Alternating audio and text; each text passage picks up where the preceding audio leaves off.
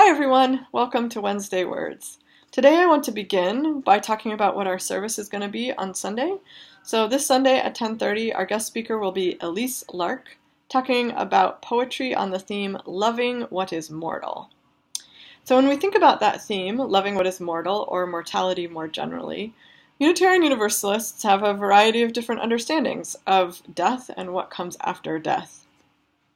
But one thing that is true for all of us is that after our own lives are over, we will become the ancestors of the next generations. So for some of us, those of us with kids, that's literally genetically true, as we become the ancestors of our own children and our grandchildren and our great-grandchildren and on. But even if we don't have kids, that's still true, as we become the spiritual and cultural forebears of the future generations. And this can be a helpful framework for thinking about becoming the kind of ancestors we want to be, which can help us to think about how we want to live in the present moment.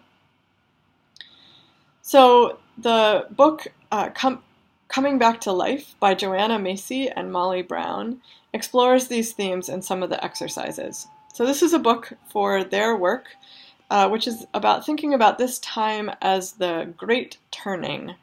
Or this is a time of particularly intense ecological disaster and also particular harm in human communities.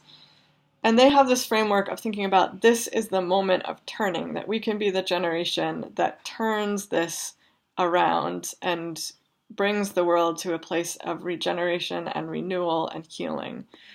But if we're going to do that, we have to do some work.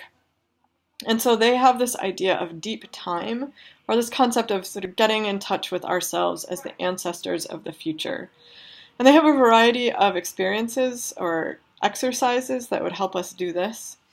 So in one version, that we can imagine ourselves as storytellers a couple of hundred years from now, telling the story of how the human community, the human global community, turned things around and came to a place of restoration and healing. Apparently, studies show that we can be more creative when we think about solutions to a problem if we tell the story as if we have already solved it.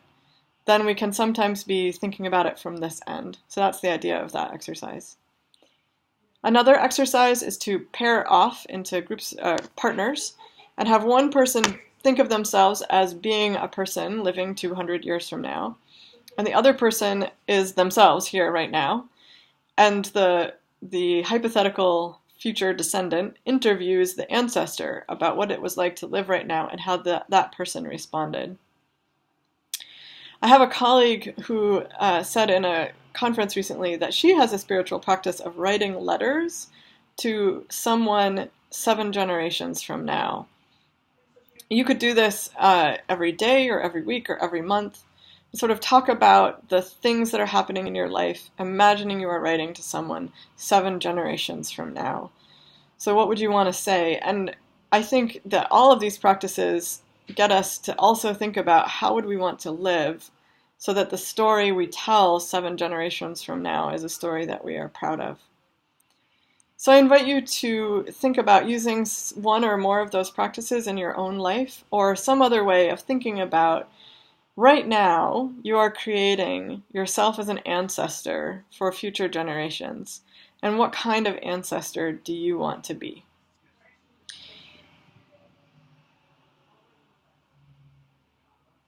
So I invite you to do that reflection in any way that feels good for you, and to join us on Sunday at 10:30 to think about poetry on the theme Loving What is Mortal with guest Elise Lark. Thank you very much for watching, and have a great afternoon.